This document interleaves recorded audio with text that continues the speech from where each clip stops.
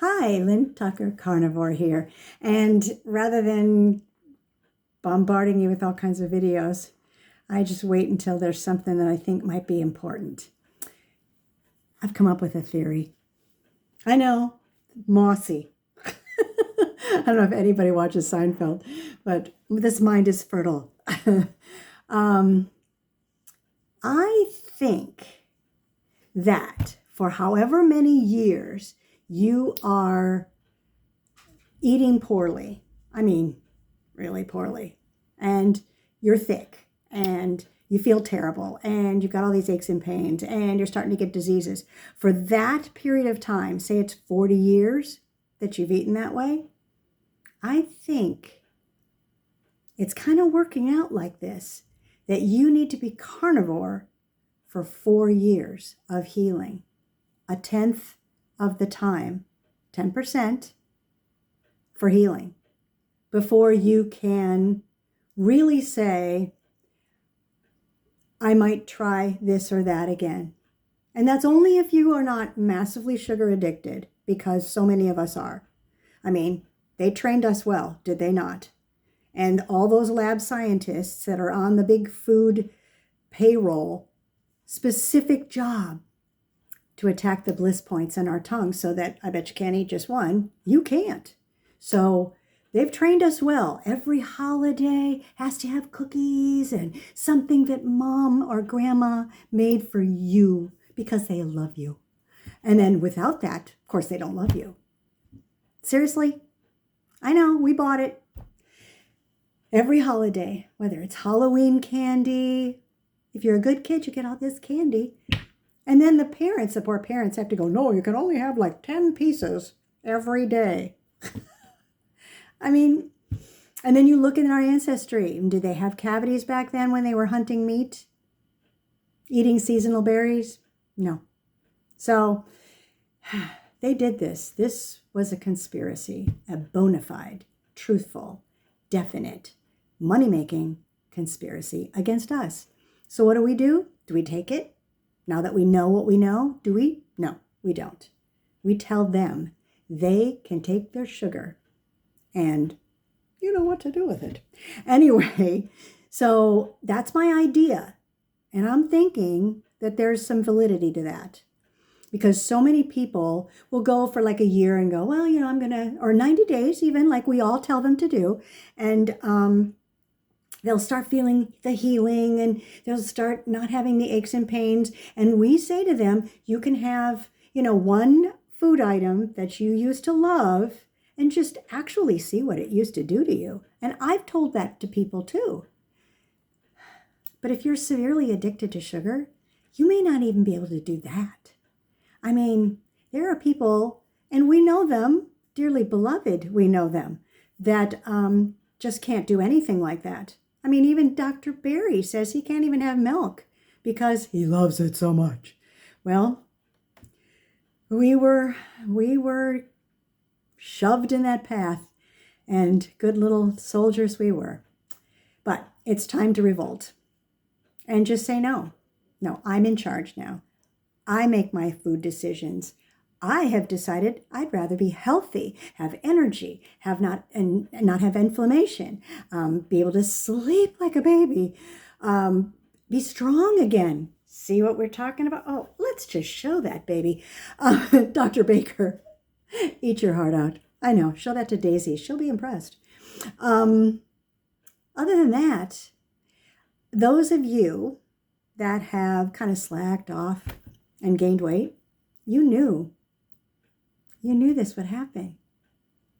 It's some bodies are used to the constant sugar flow, and you don't get rid of that fast. That's my 10% idea. I just don't think that we are our own people until we have gotten that programming out of our heads. And we all know from Dr. Georgia Ede's book, Change Your Diet, Change Your Mind. But that's a real thing. The whole mindset thing. She went at it through a psychological thing. And yeah, isn't it always? It has a lot to do with how we treat food. Like, remember when I did my speech and at South Carolina meetup, and I was telling you that my brother checked into the program in Mexico for cancer, and it was a two-part thing. One part was psychological, and I'm sure that part dealt with, did your mom ever tell you she was proud of you? Did your dad love you and tell you he was proud of you? I mean, the whole gamut of we connected food with love. Then there's the we connected food with entertainment. Then there's the fact that we deserve more. You know, that whole keep up with the Joneses thing. Do you know that that was a promotional advertising idea? Yeah, you deserve that. And then what happened? Two income families were needed after that point, just to be able to pay the bills for what you thought you deserved. And what now? We deserve every fruit on earth, 365 days a year in our grocery store, fresh, bigger, sweeter, less seeds. I guess I should say fewer seeds. They engineer our brains to do this and crave this and want this. Let's not be their guinea pigs any longer. And let's give ourselves that full 10% of healing time before we even entertain doing anything other than healing and fueling up. Because whether we like it or not, the only way we're going to get that little voice, that sugar voice that goes, you could just have another one of those. Or for me, the one that always hit was, you know, those 3 packets of graham crackers in a graham cracker box? Well, I could not eat 2 graham crackers. I wanted that section with butter on it. So, hey, I was halfway there. But anyway, it's that voice. Go ahead, finish the row of Oreos. Go ahead. It's only, you barely have another serving of ice cream in that bottom of the half gallon. You might as well just top it off right now. And then you could throw the carton away, more room in the refrigerator or the freezer. You think of all the excuses under the sun for that. I know you do. I've had that voice in my head before. And to quiet that voice, how wonderful. You could just say, no, didn't make it, don't feel like it.